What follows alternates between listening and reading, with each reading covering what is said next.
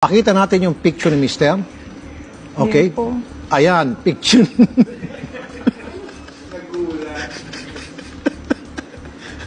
Okay.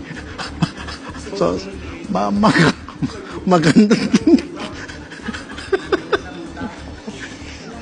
Oh, yung panty pala, ibalik mo. Paano ka pati magpapanty? damit. Akala ko ba lalaki ka? Dapat breath. Babae pa rin ako, kahit ganito ako, nagpapanty ako. Dala ko po yung sinabi niya na bagong panty. Oh, dala mo niya ngayon. Isusoli mo ngayon. Oh. Ang turing mo ibang tao. Ibang tao ang turing mo sa pamilya ko. Nanay ko pumunta doon. Pakinggan mo muna ako. Pumunta ang nanay ko doon. Na nag-request na sa'yo ng hotdog. Tapos sabi nanay ko, hotdog. Yung binili mo potlong. Tapos nagreklamo nanay ko. Nagalit ka?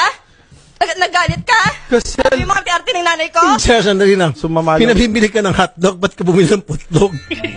Ba't kasi putlog ka sa tali? Ba't kasi putlog binili mo hindi hotdog? Ang matuta ko ang baho ba? Siyempre naman kasi normal na kasi yun, yung uutot.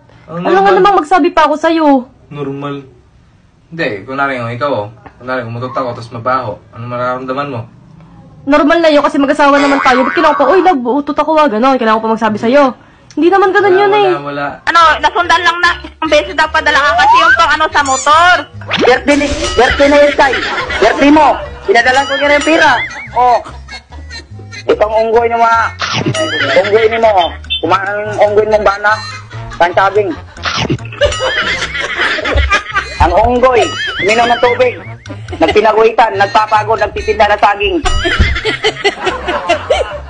Subukan niyo wag ka... Mga kababayan ko, hindi po ako narito. You can say in English kasi para maintindihan din ni ano. All my fellow Filipinos, now this is my side. Listen, look, and listen, and learn. Kanya,